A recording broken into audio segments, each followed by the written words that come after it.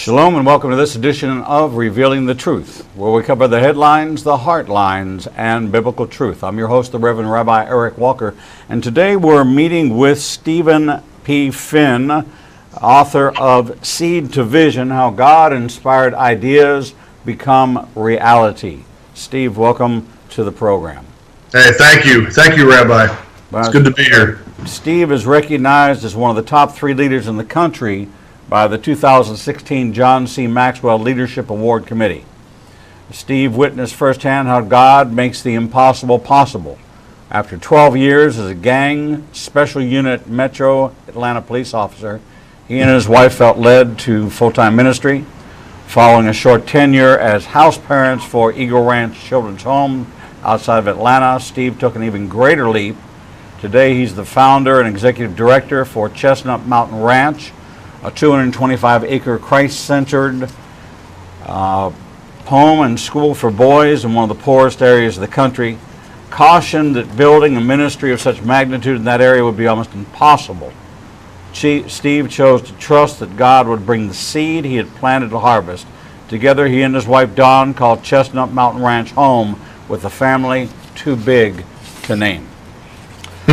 So I know you without you knowing that I would know you. I was in Atlanta and lived in Atlanta from 1975 to 2007, and was a business leader in the community. You were part of the Gwinnett County. I was very much involved in Peachtree Corners and kind of the growth of that area. Actually occupied the very first office building on Holcomb Bridge Road, 3169 Holcomb Ridge Road, which was the Day building at the time. It's now the Dav building. But Paul Duke and a bunch of visionaries at that time wanted to see that area grow. But at the same time, in the same area, there was a new wave of crime. And you are part of a unit which was kind of unique because Atlanta was, in those years, kind of like, I'm in Birmingham, a city of 350,000, and gangs and thuggery and things like that weren't necessarily the headlines the way they are today. And you have firsthand experience in dealing with a group of people that we would, I would say, are troubled youth or challenged youth. No, yeah, exactly. You know, my background was I was one of these kids, and my father passed away when I was 13 years old, and I saw him.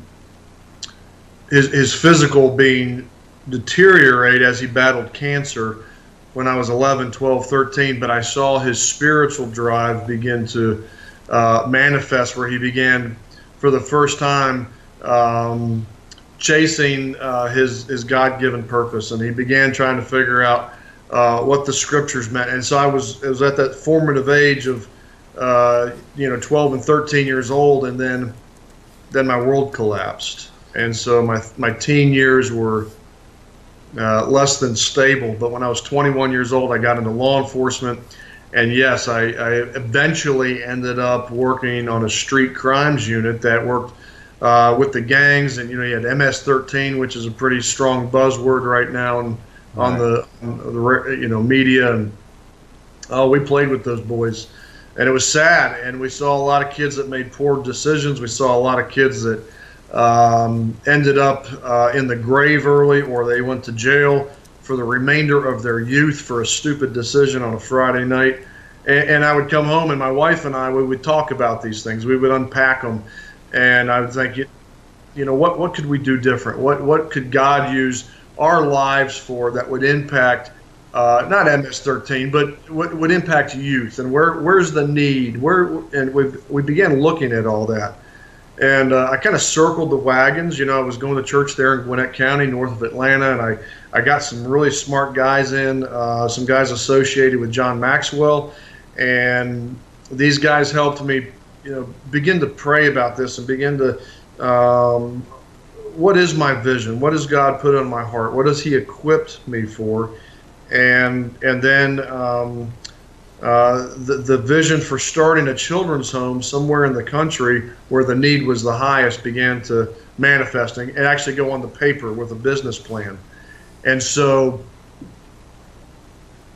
West Virginia, I never thought we'd be moving to West Virginia, but that's where all the statistics were pointing us, and that's where we prayed about. And I had some guys in Atlanta say, there is a real need here, but Steve, how are you going to build anything? How are you going to keep the lights turned on if you do build it? It's just not there, and most of these children's homes around the country are positioned near affluent areas. There's several around Atlanta, they're in Naples, they're in West Palm, Jacksonville, and I've since become a student of that area of ministry, and I know these directors and I know how they've launched and their struggles, but no one's come to West Virginia to do something of this magnitude. And so we kind of backed off for a season, and through prayer and time, we felt like God was saying, trust me and go. And so we gave it 12 months. That was kind of our deal. We said, God, we got enough money to keep food on the table for our family for 12 months. And we're going to give this a fair shake. We're going to move to West Virginia. And so that's what we did. A little over a decade ago, 12 years ago, we moved here, and we had a big vision and no direction. We couldn't find land. We couldn't find, the community wasn't supporting us. And this thing began to just dial down, and our bank account got down to $25.54 that first year. And my wife's starting to look at me like Clint Eastwood and saying, what are we doing here? But during that whole time when I thought things were unraveling, God was really tightening things up for us spiritually. And it's often during those tough times that we're refined, we're honed for the future. And in the 11th hour, we're getting ready to move back to Atlanta, and God blew the doors off. And we found ourselves committing to being debt-free. We have 225 acres came into our possession, and we're right outside of a college town, kind of like, right outside of Auburn or maybe Athens, Georgia. I'm trying to give some similarities. It's the University of West Virginia University, so we've got the Mountaineers, and right. But we're set far enough away where we're pretty remote. And I'm a Pittsburgher, so I know exactly where you are. Okay, you know exactly where I'm at. Yeah, I fly in and out of Pittsburgh, and so here we are. We're building this debt-free. We're building a ministry that is impacting lives and restoring families in this geographical area. We've got kids from primarily a 90-mile radius, primarily West Virginia children, but we just got our first Pennsylvania student, and we have had a Maryland student, because the tri-state area is just all right here. We're doing things debt-free. We've got the campus developed. We've got our family counseling center built. We have 2 boys' homes completed. We have plans to build 5 more as God provides. But our big project we've been working on for the last year and a half is a new school that is designed for 70 children. So we're oversizing this new school facility so we can grow into it. And we're in the home run stages on that school. We're about $100,000 away from wrapping that up. A lot of mission teams, a lot of churches from the East Coast that are coming. It's great where you are, but your story and watching your father's health deteriorate while his search for God increased. When your father passed, who did you become? Were you the wild child? Were you the one that was so emotionally impacted by the loss at this age of a father that made you so different than all your friends, because their dads were vibrant, ball playing, ball throwing, and your dad had passed. Who did Steve Finn become for that season? Oh, that's interesting. So we moved from up north. My dad dies, and my mom and I moved to Atlanta. She has work. She finds work. We move into a new neighborhood. So I got to hit the reset button. Nobody knew me. And I got to hit the reset button. We move into a community just outside of Atlanta. This is 1985. Atlanta's boomtown. And I got through high school with pretty decent grades. I'm not really sure how I pulled that off, but I became, I was a wild kid. I mean, I'm not going to go into all the sins, but I did what I wanted to do, and I came home when I wanted to come home. And, and I was getting to a point where that lifestyle was leading me nowhere fast. And I realized, I just kind of came to a point one night, and I was about 20 years old, and I said, this has got to stop or I'm going to die. And I remember I opened my drawer. I'm at the University of Georgia, and I opened a drawer in my bedroom, and I found the Bible that the pastor had given my father and I when we got baptized together. It was the last thing we did together before he passed. And so I'm dusting off this Bible, and I landed in Ephesians, and it says, "For as by grace you have been saved through faith, and this is not from yourselves; it is a gift from God, not by works, that so no one can boast." And this is what got me. For we are God's workmanship, created in Christ Jesus to do good works, which God prepared in advance for us to do. And so it was that. So I just threw my hands up that night, and I said, God, if we're created for good workmanship, what is it? Because I feel like I don't have any skills. I feel like I haven't got anything to offer you. And I said, but I'm ready to learn. I'm ready to move forward, and I'm ready to learn. And he led me into law enforcement. But, even when I was that wayward youth, God was using that to shape me, and he was watching over me, and he kept me out of trouble, and he got me into trouble when I needed to be in trouble, right, and all that mess, But I often find that when people have a calling on their lives, it's often in an area of past pains. So I've got this calling to help young men, and I can look back on my life and I can see that, man, that was me, and the pains, and why did God take my dad, and the anger and all that stuff that I had to wrestle with on my own, and now I'm able to help these young men get through a season of their life, whatever it looks like. God brings them here for a season, and we are intentional about launching them into adulthood. Steve, you made a statement that is worthy of being laser focused right now, because there are people who are going through circumstances, and their big question is, how do I get out of this? And that's not the question God ever wants us to ask him.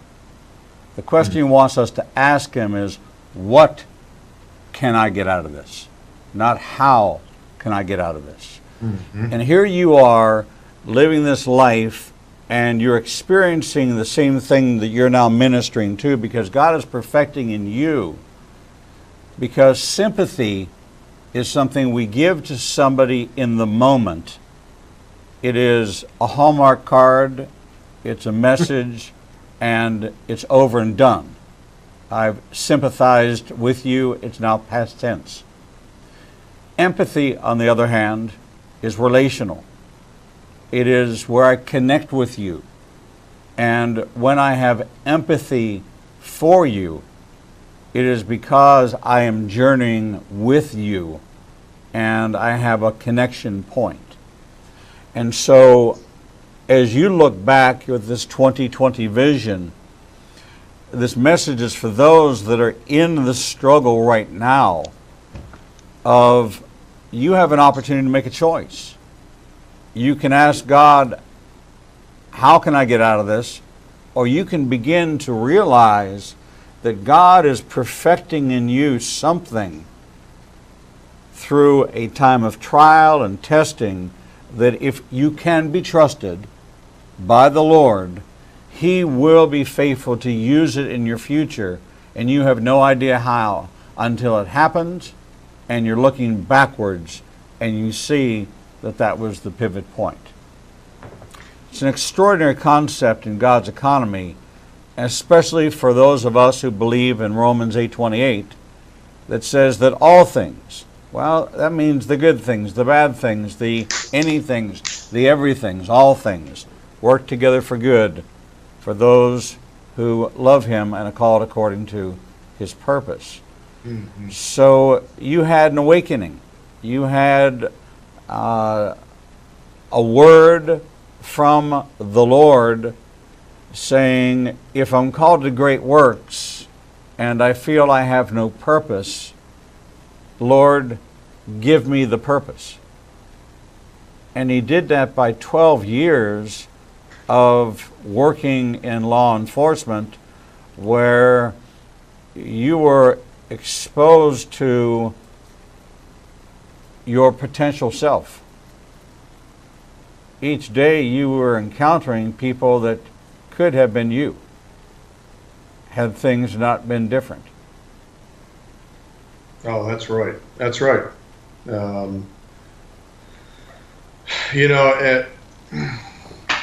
I think back on those moments when I could have taken a different path, and there was times before that I did choose a different path. But there came a time when I realized I have got to lay this down at the feet of the cross and walk away from this. And there is a new life waiting for me. I don't know what that is, but I think the lie that some people buy into is that if I lay everything down and I say, God, here am I, send me, then it's easy street. Well, a lot of times that's when God says, okay, if I've got you now, but we've got to do some cleaning. We got to do some house cleaning here.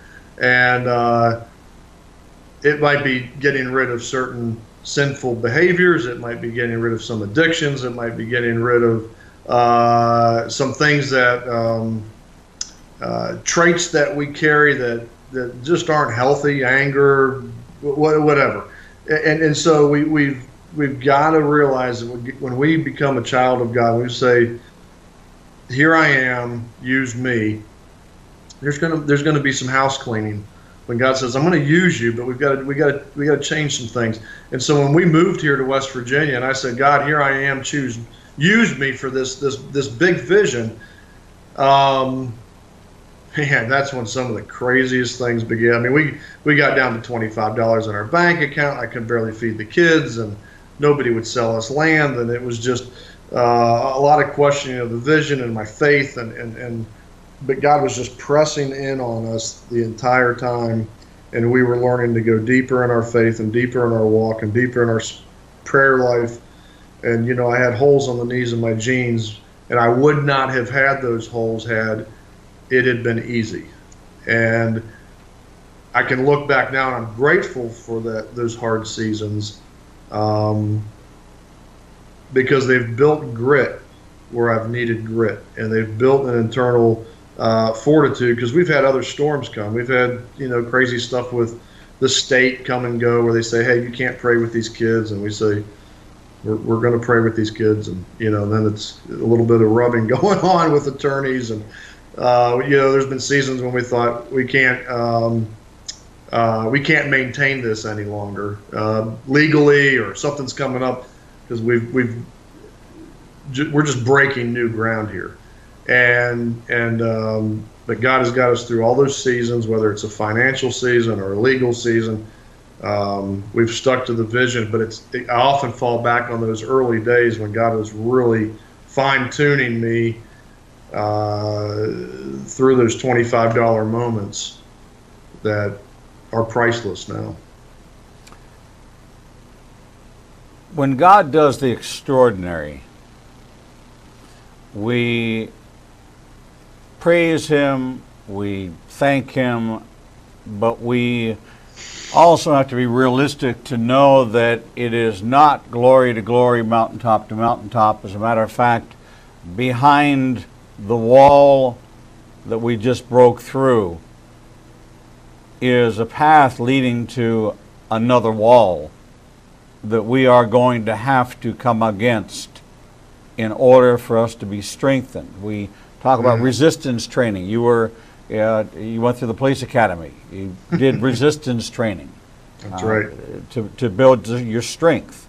So in order for us to grow higher, and oftentimes God's trajectory is not 45 degrees, it's not 90 degrees. Sometimes God's trajectory is 2 degrees. And we don't notice it. And we don't notice that the journey uphill, our calves aren't getting sore, we're not working up a sweat, but we're on a slow incline. And we come up against an obstacle at the 5-degree mark up this journey. And it's monumental, it's huge. But yet we break through. He doesn't take us back to ground zero. Ground zero is reset now to wherever it is, we're now there. That's the new ground zero. We don't go back to the comfort.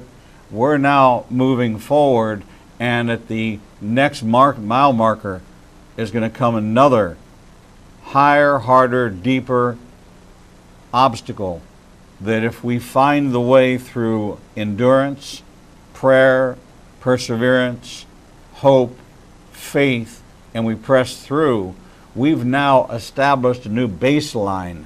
That's our new altitude. Yeah, I found that sometimes we're taking new territory and we don't even realize it. Exactly. Until we get on a high point and we look around and we think, oh, I didn't realize we had come this far in the ministry, or we had, this was going on behind the scenes. And I get exactly what you're saying. And the reason why we want to talk about this is that you've written a fabulous book, and this book is not just a book, and we're not here to sell a book.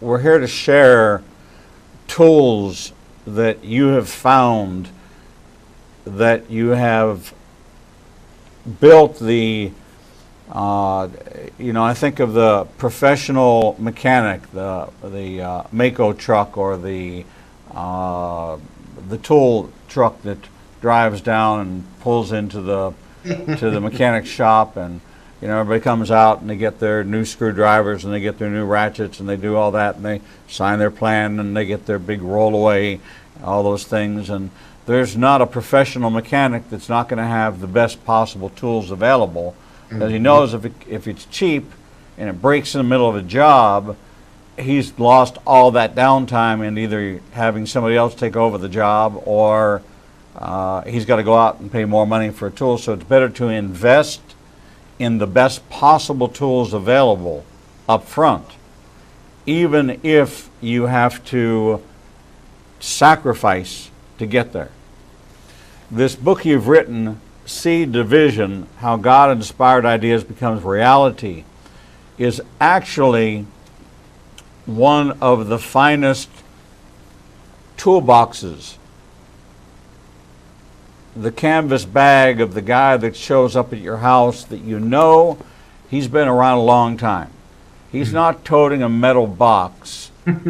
He's toting a canvas bag. And that's how you know he's a craftsman, because he's different than the guy that's got all the pockets on the truck and all the frills and all the slide outs and all this. He comes walking into your house, up to your door, and he has a canvas satchel. And in that canvas satchel is what he needs to do the job, because he's already assessed with great knowledge and experience. Seed to Vision is that canvas bag. And it's a canvas bag for faith. It's a canvas bag for leadership, and it's a canvas bag that you truly label them as tools.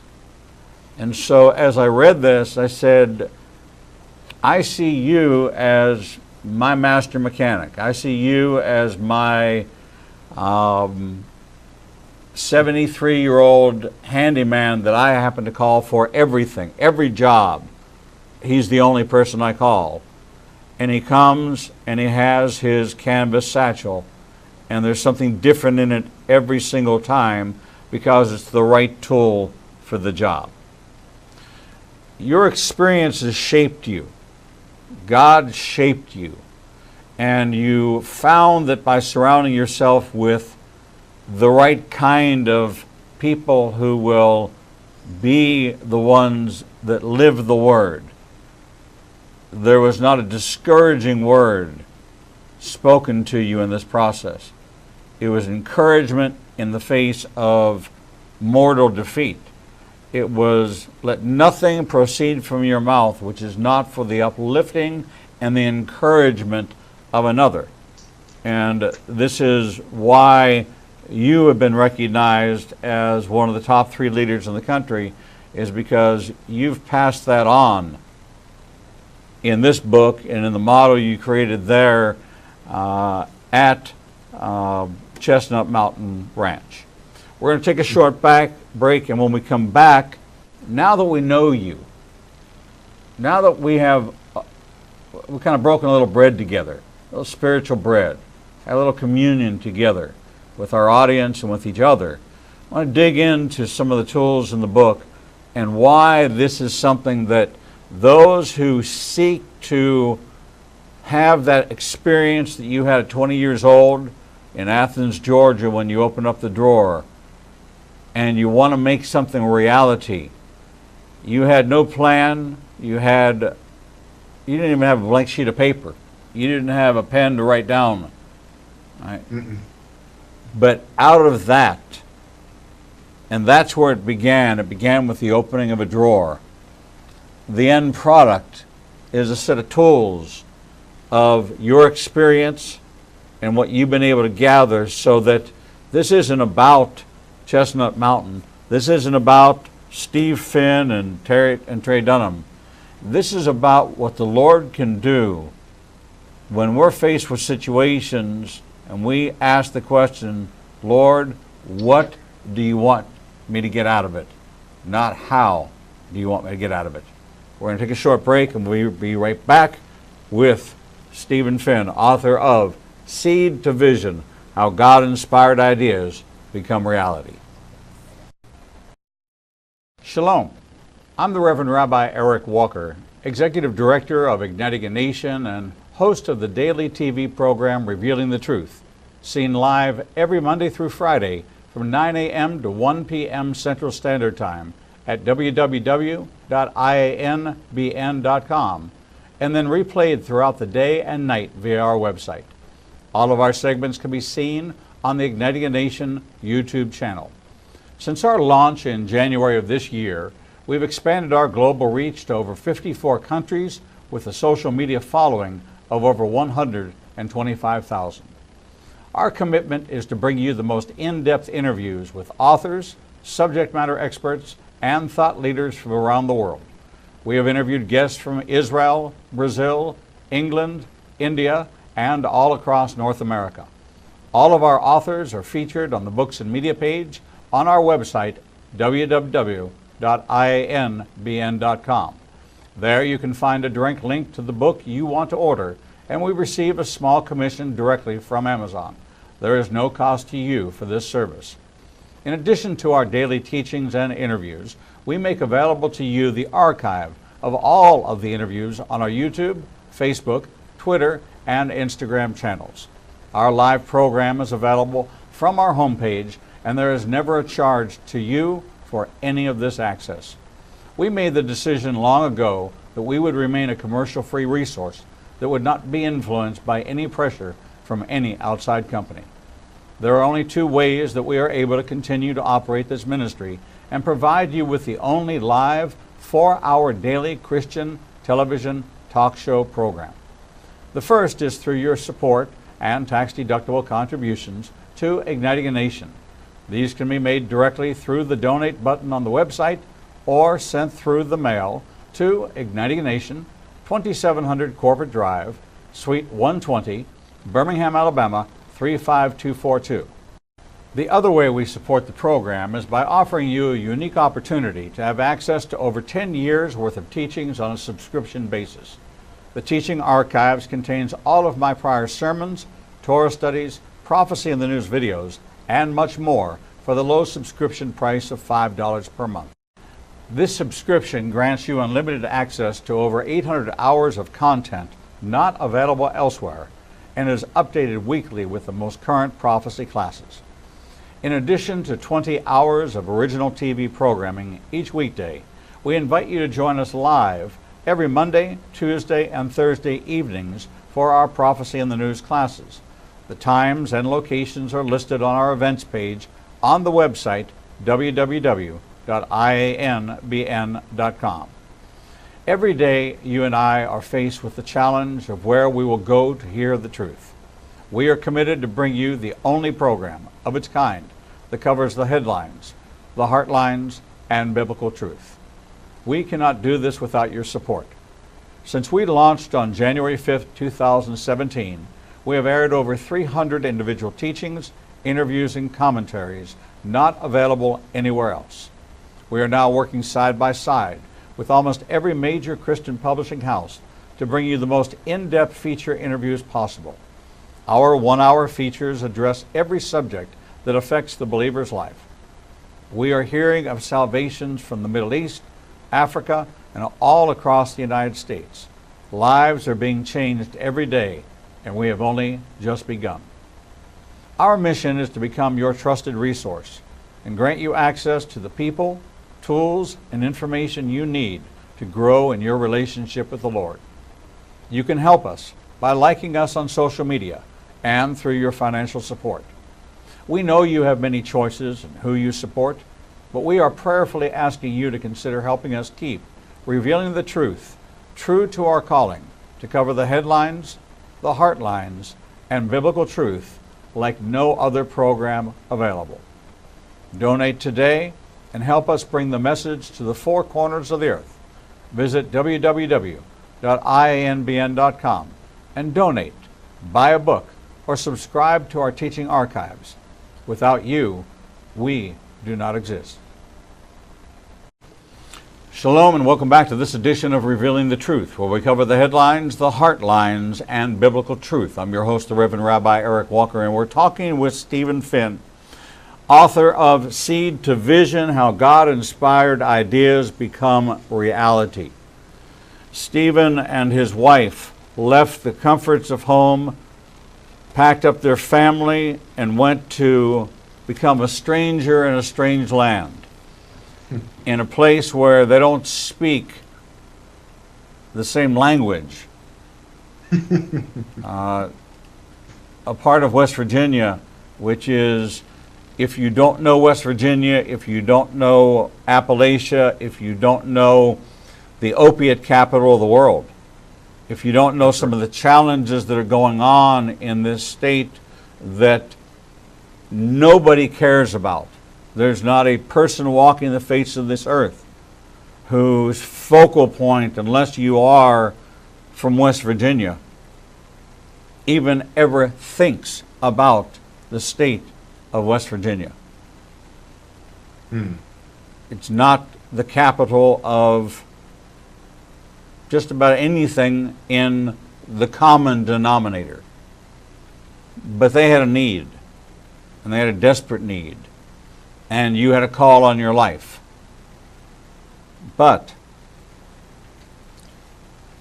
every journey begins with the first step. And you cannot cross a wide chasm in 2 steps. You have to cross a wide chasm in 1 step. You took on this project and you surrounded yourself with leaders of leaders, men among men who knew that if you failed to plan, then you planned to fail. They came out of a background of work the plan, know the plan, set the plan, create the plan, and then adjust along the way, but at least have a roadmap so you know where you're going. That's right. And here's 20-year-old, I guess you were a junior at the time, maybe a senior at the time. Yeah. Well, I was a sophomore in college. Sophomore in college, and God grabs a hold of you, and you go into law enforcement thinking you're serving the Lord or the community by being a good guy. And God is exposing you to the dregs of the earth, to the worst of the worst, and implants in you a vision for you to serve the needs of young people struggling, young people in need, young people who need the hands, the feet, and the heart of Jesus. This book that you've written, Seed to Vision, How God-Inspired Ideas Become Reality, is laid out with a set of tools. The same way anyone getting ready to do a major building project would have their table, and on there would be their saw and their measuring tape and all of those tools that they would need. And this is the approach you've taken in your book, and you walk us through the tools and you present them to us in a very unique biblical way. And tool number one is a seed, and you share the beginning of how that seed that God planted was the tool that was necessary to create a new creation, that 2 Corinthians 5:17 creation that Paul talks about. The inspiration, the motivation for writing this book came from where? Well, we often get a lot of interest around the ranch from other people that may have a stirring or a vision, and they say, how did you do this, Steve? How did you commit to being debt-free? How did you stick to your guns in the times when it seemed like everything was about to fall apart? And I've got a great board of directors. We've got a great team that are helping keep this vision on track, helping us keep from going down rabbit trails. And so I've got one of my board members, Trey Dunham. He's written a couple books, and we were toying around, over time. We say maybe one day we'll write a book about the ranch. And I've always said, let's get past the third boys' home, and let me finish the school, get past the third boys' home. I feel like I've crossed the 50-yard line with the vision, and then we'll do a full-blown story on the book. So we kind of tabled it for a while, and then he came back, and we were talking about all the people that come to us and are asking, okay, I've got a vision to help the homeless, or I've got a stirring in my heart to help wounded warriors or unwed mothers, or get these people off the streets, or the elderly. And I see that, or sometimes people will come to me and say, how come you don't have girls at your ranch? Why do you have boys at the ranch? And I say, well, maybe that's your calling, and one day I think we'll do a girls ranch here, but it'll be on separate acreage, and there'll be a big alligator moat in between them, and we're going to keep some distance there. The two, for the season we have them, it just needs to be separate programs. And that's not my vision. Maybe that's your vision. And so we began toying around with the idea. There's a common thread here that we are continually telling people about the seed, and how to expect refinement in your life when God is going to pull you in and use you. how that it's important to get a team of leaders around you to help filter and refine this vision. You need to have a spirit of patience in this journey.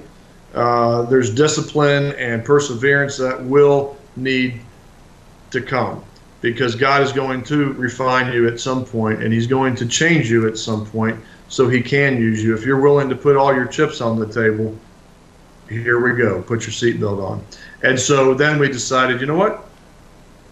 Let's write a book about that. So the two of us would, every couple of weeks, we would write a chapter, and we'd kind of wrestle through it and add some biblical principles. And this book began to emerge.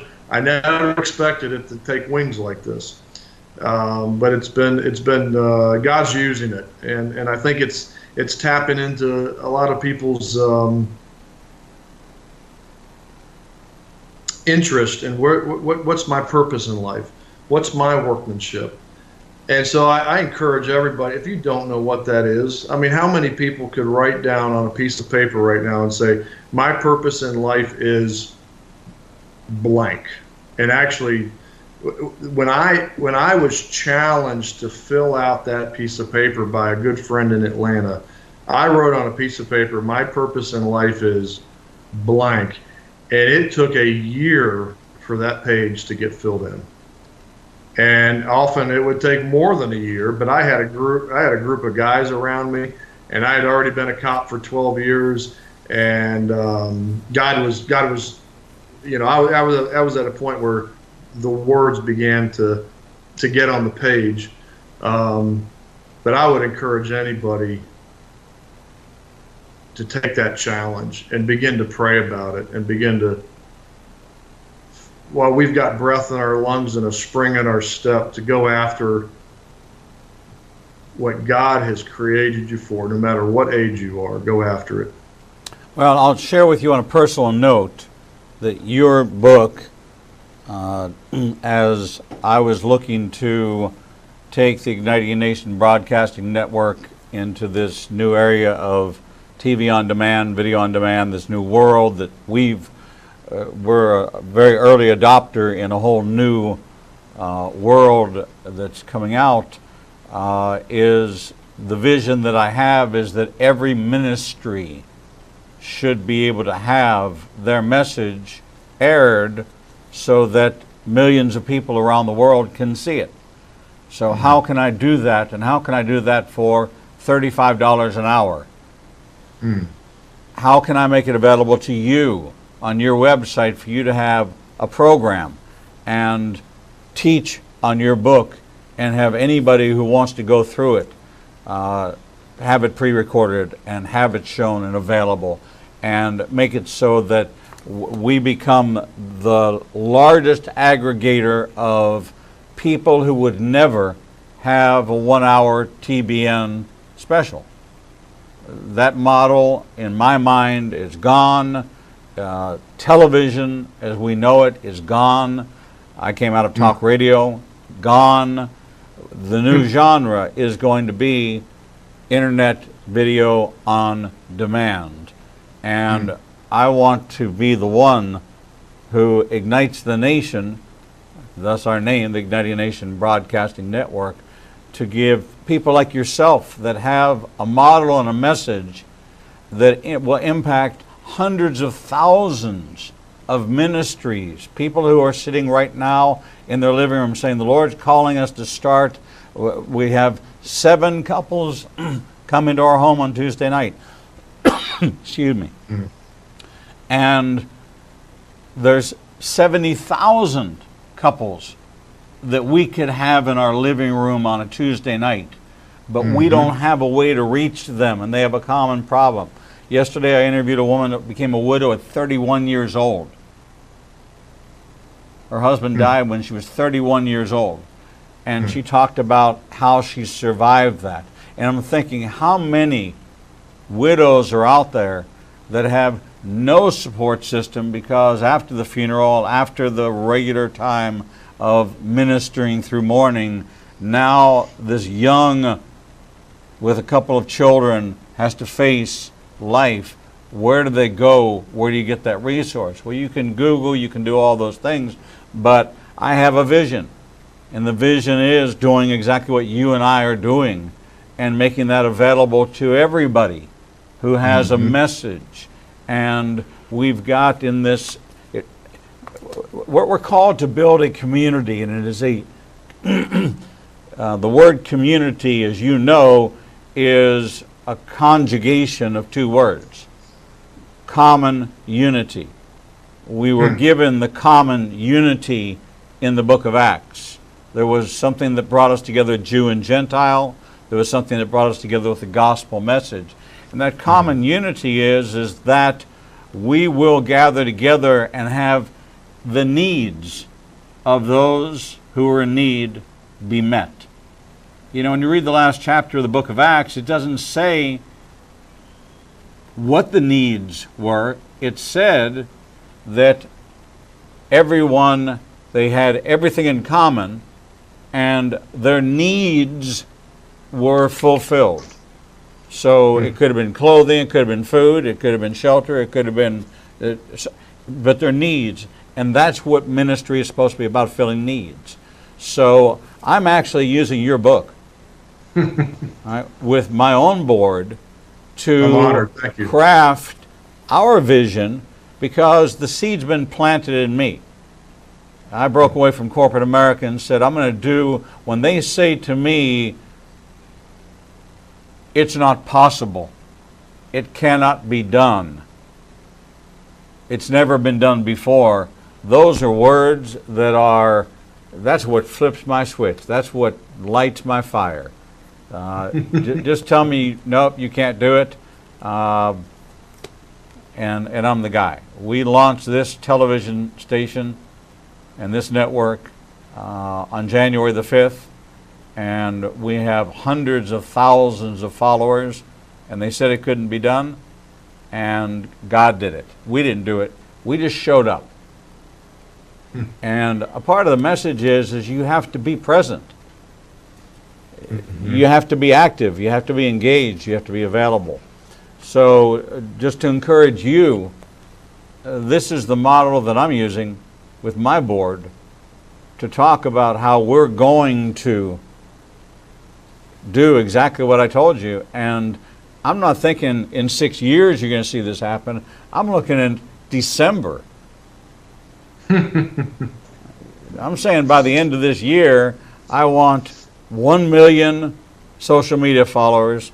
I want ministries all over the country that are going to bring value to families suffering with infertility or suicide or drug addiction or divorce or adultery or pornography, to have resources available to them like they've never had before, and get these voices out there. And your book is something that motivated me, stimulated me, and I'm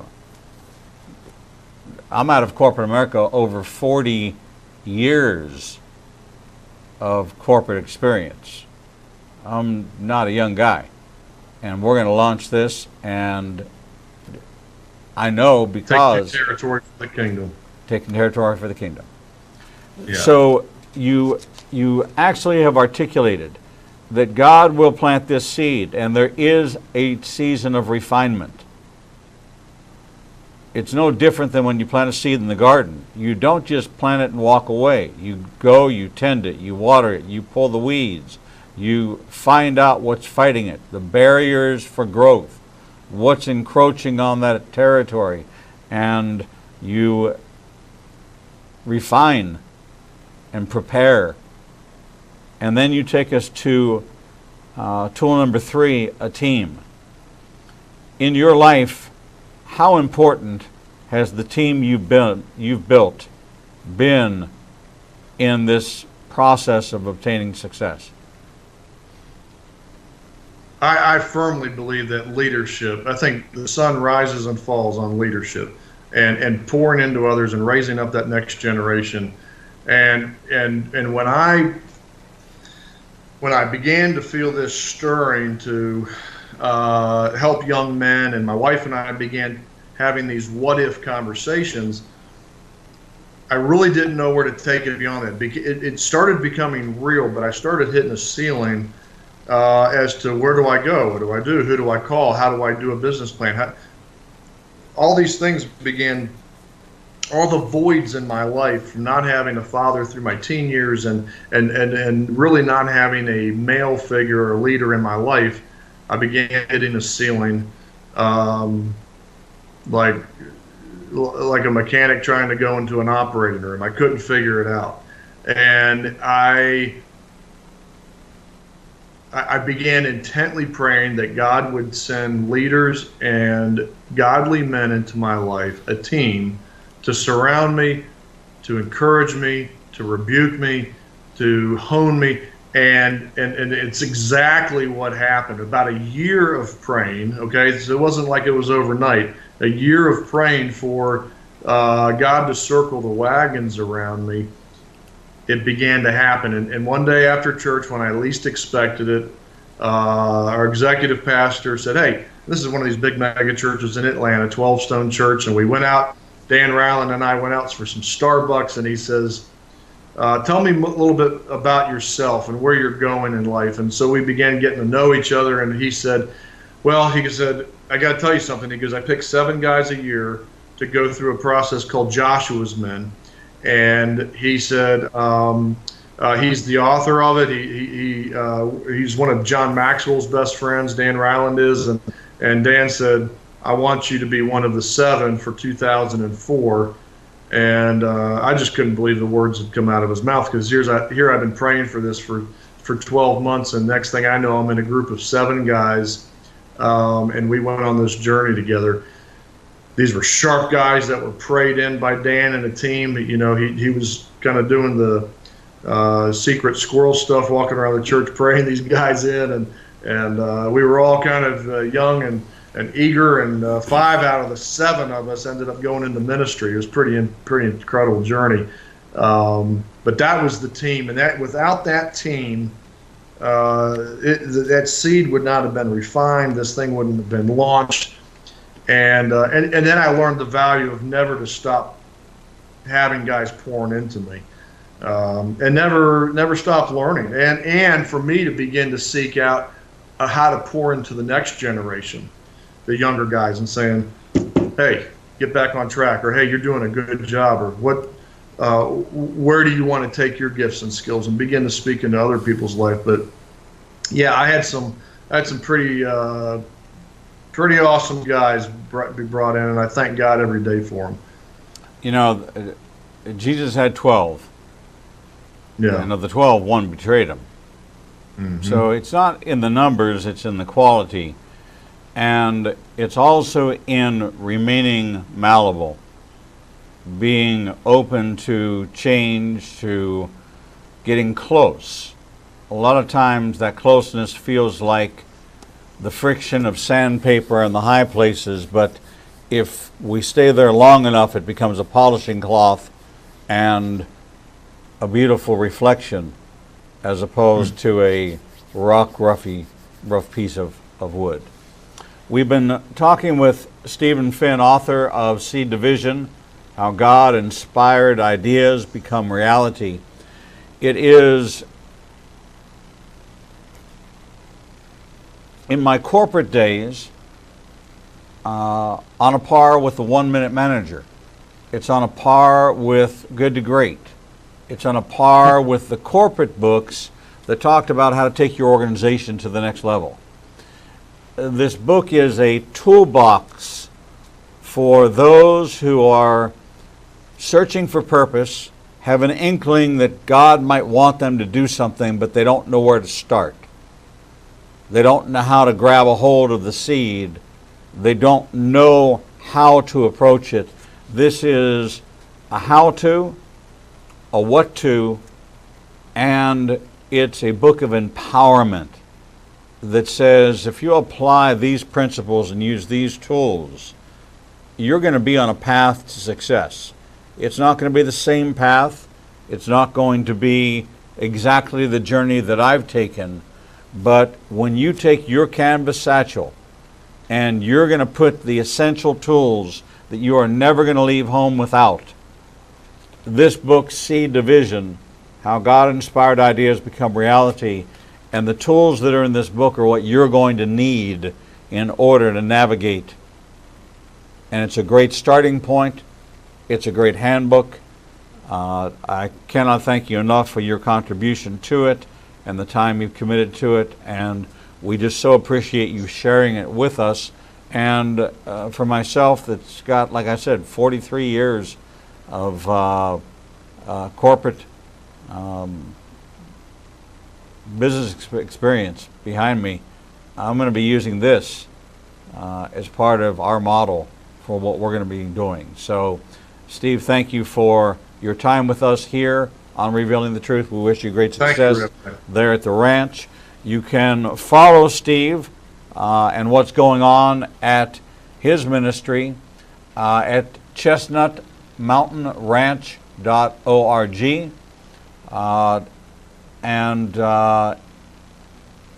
He makes himself accessible, as well as his staff, answers emails, and is looking to be a resource, not to keep this to himself, but to increase the kingdom, to grow this for God, so that you will walk in what God has planned for you and impact others in a positive way as well. So, Steve Finn, thank you so much for your time with us here today on Revealing the Truth. Thank you. God bless. We're going to take a short break, and when we come back, we'll bring you the next edition of Revealing the Truth.